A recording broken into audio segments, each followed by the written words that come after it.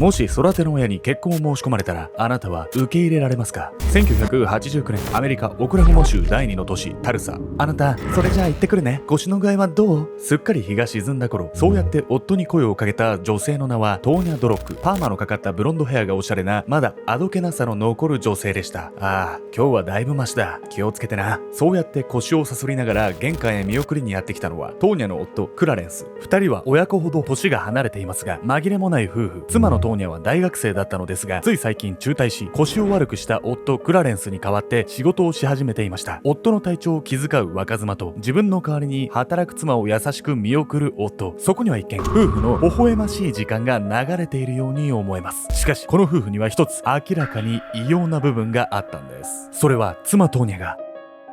4歳の頃、夫クラレンスに誘拐された少女だったということ。4歳の少女を誘拐し、育て、結婚した男。男と少女は一体どのような生活を送っていたのか。禁断の結婚生活の果てに待っていたものは、男の身勝手な行動による破滅だったんです。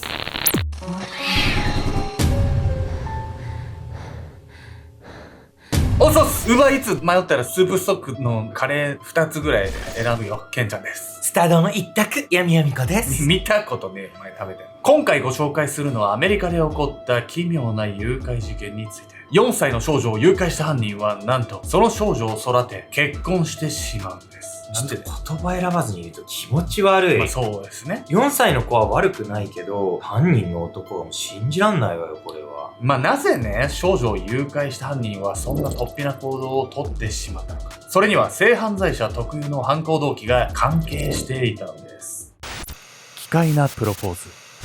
1988年、アメリカジョージア州アトランタの南に位置する都市フォレストパーク。とあるアパートのリビングで一組の男女が神妙な面持ちで向き合っていました。妊娠したらと、そう言って眉間にシワを寄せたのは白髪交じりの中年男性クラレンス・ヒューズ。彼の目の前に座っているのは娘のトーニャ・ドロックでした。ジョージア工科大学で航空宇宙工学を専攻していたトーニャは学費を全額免除されるほど優秀な学生。そのトーニャが同じ大学のボーイフレンドの子を妊娠したという事実は、彼女を男手一つで懸命に育ててきた父クラレンスとしてはどうにも受け入れがたいものでした。ごめん、でも私はこの子を産みたいの。トーニャのその言葉はボーイフレンドとの結婚の意思を暗に示していました。しかしこの次に父クラレンスから返ってきたのは、ボーイフレンドとの結婚に反対する言葉でも、彼との結婚をしぶしぶ認める言葉でもなかったんです。そうか、それならお腹の子は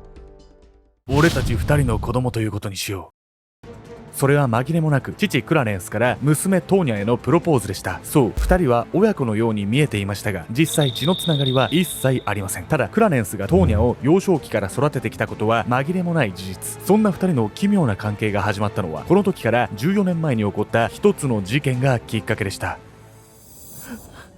神父様、私はこの先どうやって生きていけばいいでしょうか。1974年、ノースカロライナ州のとある教会で涙ながらに神父に相談を持ちかけていたのはサンディ・チップマンという女性。彼女は2度の離婚を経験しており、4人の子供を持つシングルマザーでした。サンディは自分一人ではとても子供たちを育ててはいけないと悩んでいたんです。そしてそれはちょうど彼女が神父との相談を終えた時のこと。少し聞こえてしまったんですが、僕にも事情を聞かせていただけませんか。涙を流すサンディを気遣い話しかけてきたのはフランクリン・デラノ・ロイド。きっちりとスーツを着込んだ優しい顔立ちの男性でした。ここからサンディが悩んでいる理由を聞いたフランクリンは彼女を気にかけるようになり、頻繁に食事に誘うように。そして2人が出会ってから1ヶ月後、サンディ、もう何も心配しなくていい。僕がこの子たちの父親になろう。フランクリンはサンディにプロポーズ。2人は早々に結婚することに。出会って1ヶ月で結婚って、そんな珍しすぎることでもないけど、なんかこの男の怪しさが満点よ、これは。まあね、なんか怪しさ満点なんですけど、サンディがね、この男との結婚を選んでしまったことが全てのね、悪夢の始まりだったんです。そこからフランクリンとサンディはテキサス州ダラスへと引っ越し、6人家族として再出発。ただここからの日々は決して平穏なものではありませんでした。それはフランクリンとサンディの結婚から約1年後のこと。妻が逮捕。警察からの突然の連絡に呆然と立ち尽くす夫フランクリン。そう、生活費に不安を覚えていたサンディが小切手で不正にお金を受け取ろうとし、30日間収監されることになったんです。夫フランクリンは受話器を置くとため息混じりにつぶやきます。30日間帰ってこないのか。そして30日が経ち、妻サンディがダラスの自宅へ戻った時のこと。一体これはどういうこと？サンディは自宅に広がっていたその光景に放心状態となっていました。なんと夫フランクリンが子供たち4人を連れて失踪したんです。なんじゃ、もしかしてこれが最初に出てきた親子、やばい親子につながる誘拐事件だったってこと？そうなんです。フランクリンがね、どういうつもりでね、サンディに近づいていったかわからないんですけれども、子供たちをね、母親がね、逮捕されたという事態にね、際した時に起こってしまった突発的な犯行と言えるんですよ。結局、サンディの4人の子供のうち、次女アリソン、三女エイミーはすぐに保護されることに。しかし、4歳の長女スザンヌと、まだ生まれて間もない末っ子フィリップが帰ってくることはとうとうなかったんです。そこからサンディは、夫のフランクリンを訴えようとするんですが、彼が子供たちのママ父となっていたこともあり、起訴はできず、この後フランクリンはダラスの町から300キロ離れたオクラホマ州オクラホマシティへ移動。連れ去ったスザンヌにはトーニャ・ドロックという偽名を、そして自身はクラレンス・ヒューズという偽名を名乗り、身元を隠して暮らし始めるんです。以来フランクリンはまだ4歳のスザンヌに搾取をすることもあったといいます。また末っ子のフィリップはなぜかそこにおらず、完全に行方不明に。フランクリンはここからスザンヌを18歳まで育て結婚までしてしまうんです。ですが普通の小児者の動きとしてはちょっと変じゃないですか。まあそうね。大人になってから結婚までしちゃってるんだから違和感ではあるわね。というわけで本日のメトラキーワード、性犯罪の動機について。一般的に性犯罪者というと性欲が強すぎるあまり犯行に及ぶイメージがありますが、そういったケースは実は少数。精神科医の安藤久美子さんは自身が精神鑑定を行った性犯罪者の中に性欲を表す男性ホルモンが異常値を示した人は一人もいなかったと語ります。性犯罪の動機は多くの場合性欲ではなく、自分より力が弱い女性への支配欲、女性を翻弄することで鬱憤を晴らすほか、性的に苦い経験をした人が復讐のために犯行に及ぶことが多いんです。例えば露出の多い女性より女子中高生などおとなしくて抵抗しなさそうな女性の方が狙われやすいことも、支配欲が動機であることを物語っているんです。幼く抵抗の術を持たないスザンヌを誘拐し結婚までしてしまったフランクリンの行動はスザンヌの人生全てを支配しようとするもの。そして彼のように強い支配欲を持つ性犯罪者は幼少期に自信を喪失させるようなトラウマを持っていることが多いとされるんです。フランクリンも例に漏れずそうした暗い幼少期を過ごした男でした。やっぱり何か生い立ちに問題があったわけね。生い立ちが全てとは思いたくないんですけど、やっぱ多少影響とかはね、あるんじゃないかなと思ってます。そしてそんな暗い生い立ちからね、暴走していたフランクリンはスザンヌの誘拐より前にもですね、いろんな犯罪をして前科がいろいろあるような男だったんです。罪を犯し続ける男。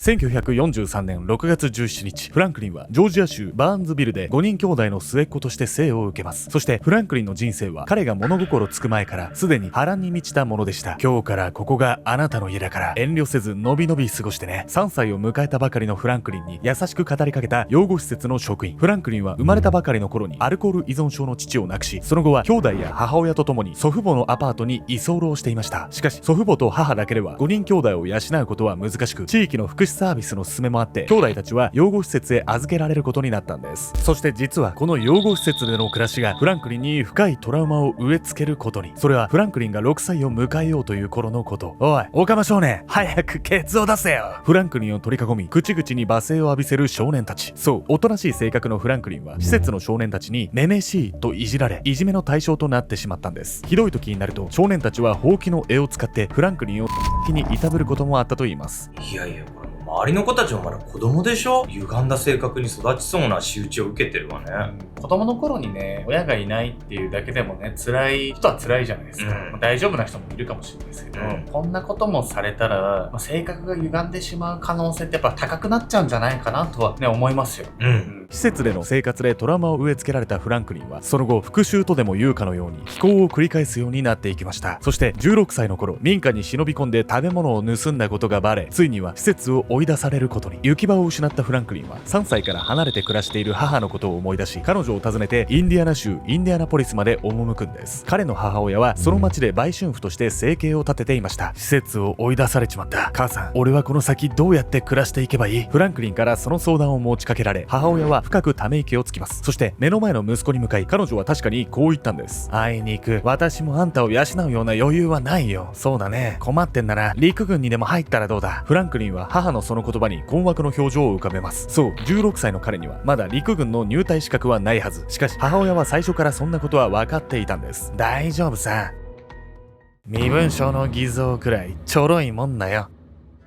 ちょっと待ってよ、これも母親まで片棒担いじゃってどうすんのよ。当然ね、こんな不正がまかり通るはずもなく、この一件はですね、フランクリンの素行の悪さに拍車をかけるきっかけになってしまうんです。結局フランクリンはその後陸軍に入隊できたものの、身分証の偽造がすぐにバレ6ヶ月で除隊されることに。こうして職にあぶれた彼は以降、強盗に窃盗、強姦など犯罪を繰り返すようになり、幾度となく刑務所へ収監されます。そして1973年1月27日、フランクリンはガソリンスタンドを訪れていた女性を車に無理やり連れ込んで強姦未遂に及び、また逮捕されることに。しかしこの時は以前収監されていた時の囚人仲間に保釈金を用意してもらい、5ヶ月後の審問まで自由の身になることができたんです。結局フランクリンは5ヶ月後の審問にも出廷せず行方をくらまします。彼がノースカロライナ州へ赴き、4人の子供たちの母サンディと出会ったのはこの後すぐのことでした。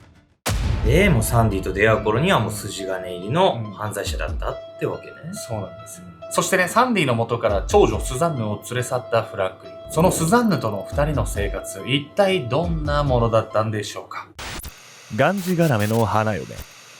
母さんはお前のことを捨てたんだ。これからは父さんと2人で生きていこう。1975年、まだ4歳のスザンヌを連れ、オクラホマ州オクラホマシティへやってきたフランクリン。彼はスザンヌに向かい、その町へ来た理由をそう言って聞かせました。そしてスザンヌと2人きりになったのをいいことに、フランクリンは彼女にたびたび要求をするように、裸のスザンヌにカメラを向けては写真に残し、いつも満足げに眺めているフランクリン。ただそれ以外の部分では普通の親と変わりなく接し、学校にもちゃんと通わせていました。その結果スザンヌは成績も良く、頭のいい立派な女性に成長していくんです。そして18歳を迎え、妊娠をきっかけに大学を中退することになったスザンヌ。年頃になった彼女は幼少からフランクリンに言われ続けていた母さんはお前を捨てたという言葉にも薄々違和感を覚えるようになっていました。しかしそれでもスザンヌはフランクリンに決して逆らおうとはせず、彼からの結婚の提案も素直に受け入れてしまうんです。こうして1989年、それは2人がオクラホマ州タルサで暮らし始めた頃のこと。なあスザンヌ、俺ももう年だ。とても働ける体じゃない。俺の代わりに働きに出てくれないか。フランクリンは前年に出産を終えたばかりのスザンヌに突然そう切り出したんです。フランクリンってそんな年だっけ？この時まだ45歳だったんですけど、腰痛持ちでですね、仕事をするのがすごいきつい状態だったみたいです。フランクリンに命じられ、なんとか稼ぎのいい仕事に就かなくてはならなくなったスザンヌは、そこからストリップバーで働くことに。するとある時、同僚から次のような話を持ちかけられるんです。ねえあんたってさ、何でも旦那の言いなりでちょっと異常だよ。話聞いてると旦那もかなりヤバいやつらしい。逃げた方がいいって。年を追うごとにフランクリンの振る舞いに違和感を覚えるようになっていたスザンヌ。結婚の一件でその疑念はより強くなっており、彼女も逃げ出したい気持ちがなかったわけではありません。そして彼女はこの時初めてフランクリンに従い続けているその理由を語ったんです。逃げ出すなんて絶対に無理よ。すぐに捕まって息子もろとも殺されちゃうわ。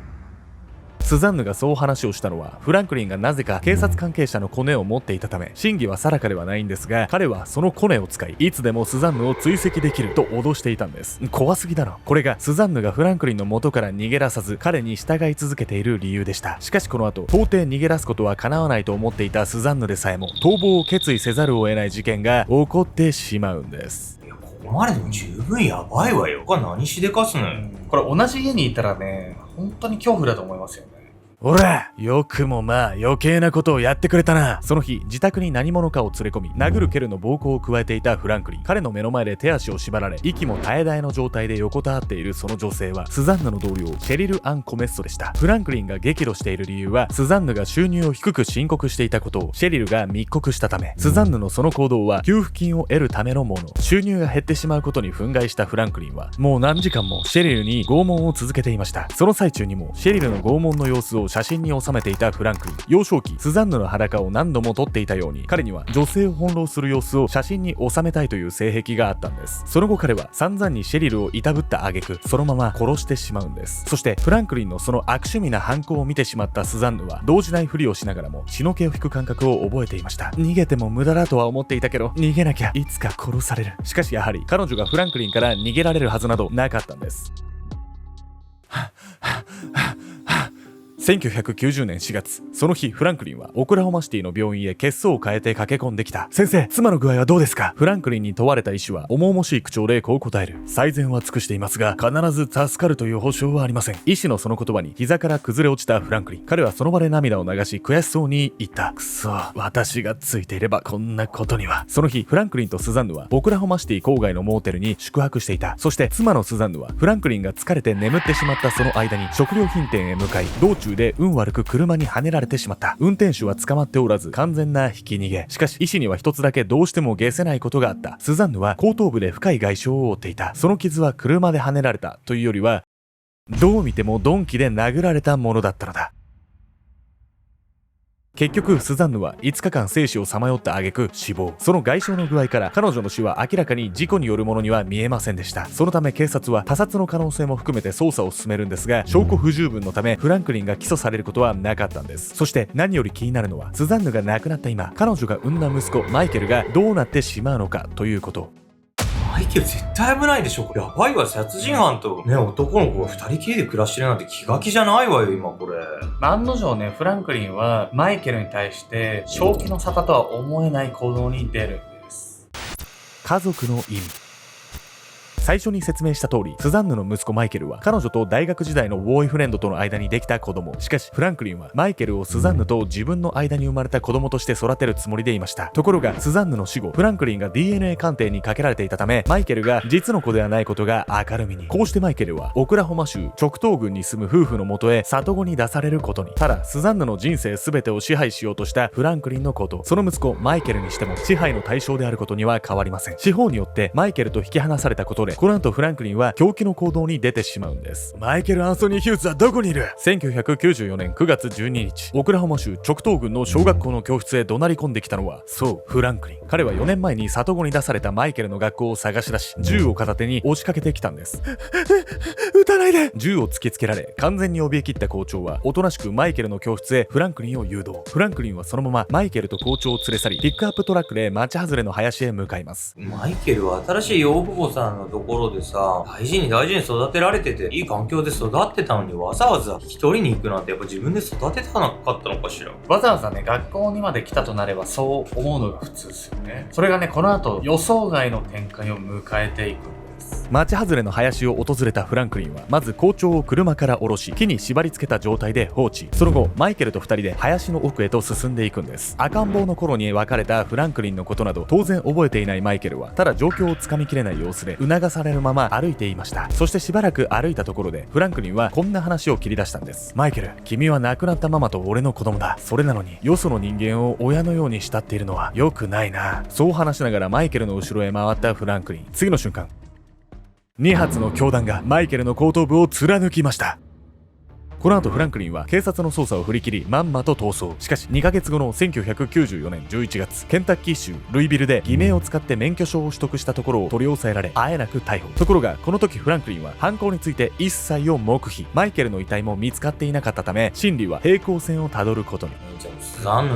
の時みたいにまだ未解決事件になっちゃうんじゃないのこれ。今回はですね、そうはいかなかったんです。しかもこの後まだ解決していなかったあの事件にも進展が見られる。1995年3月、カンザス州で自動車整備士として働いていた男性は中古で買ったピックアップトラックの整備に精を出していた。そんなさなか、なんだこれは。男が見つけたのはガソリンタンクの上に置かれていた封筒。手に取ってみると中にはかなりの枚数の写真が。そして男は何気なく中身の写真を取り出す。するとこれはとんでもないものを見つけちまった。そう、封筒の中から出てきたその写真は縛られた女性が拷問を受ける最中のもの。その女性はフランクリンに殺されたスザンヌの同僚シェリルだった。そう、男性が購入したピックアップトラックはフランクリンがマイケルを学校からさらう際に使用した盗難品。あの後フランクリンが乗り捨てたそのトラックはそのまま売りに出されていたんです。そしてフランクリンはスザンヌの同僚シェリル・アン・コメスを殺害した際に撮った写真をトラックの中に載せたままにしていました。ちなみに全部で97枚あった写真の中にはまだ幼いスザンヌの裸の写真も紛れ込んでいたといいます。これそういえばね、写真ずっと撮ってたわよね。これもフランクリンを罪に問える証拠になるんじゃないの？まさかフランクリンもですね、秘密で撮りだめてたね写真がこんな形でねバレるとは思ってなかったみたいですね。実のところフランクリンに殺害されたシェリルは犯行から6年間遺体すら見つかっていませんでした。しかし整備士の男性が写真を見つける数ヶ月前、フロリダ州ピネラス郡の高速道路脇でようやく遺骨が発見されることに。遺骨の損傷部位と写真に写ったシェリルの顔の傷を見比べると、その傷跡は正確に一致。写真にはフランクリンの手や所持品、部屋の内装などが写っていたため、殺人の確固たる証拠となったんです。こうして迎えた2002年、第1級殺人で有罪となったフランクリンに死刑の判決が下されることに。その後2014年にはフランクリンがスザンヌの誘拐を自白。シャロン・マーシャル、トーニャ・ドロックなどの偽名を名乗っていた彼女の正体が約40年前に行方不明になった少女だったことが初めて明かされるんです。ただスザンヌが撲殺された事件に関しては未だに証拠がなく未解決のまま。さらにフランクリンはスザンヌの息子マイケルの遺体を遺棄した場所についても語ったんですが、その遺体も依然として見つかっていません。ちなみに幼少期スザンヌと一緒に連れ去られた末っ子のフィリップについては2019年に DNA 鑑定を受け健在であることが判明。彼はフランクリンにさらわれた後里子に出されており、親切な養父母によって大切に育てられたといいます。最終的には2023年1月23日、フランクリンはフロリダ州ライフォードの死刑囚監房の中で79歳にして自然死することに。4歳の少女を誘拐して翻弄し、最後は彼女の息子の命までも奪ってしまったフランクリン。曲がりなりにも家族となったスザンヌは彼にとっていつでも支配の対象でした。幼少期から家族に恵まれず虐げられてきたフランクリンは結局お互いに支え合って生きていくという家族の本当の意味を知ることもなく亡くなっていったんです。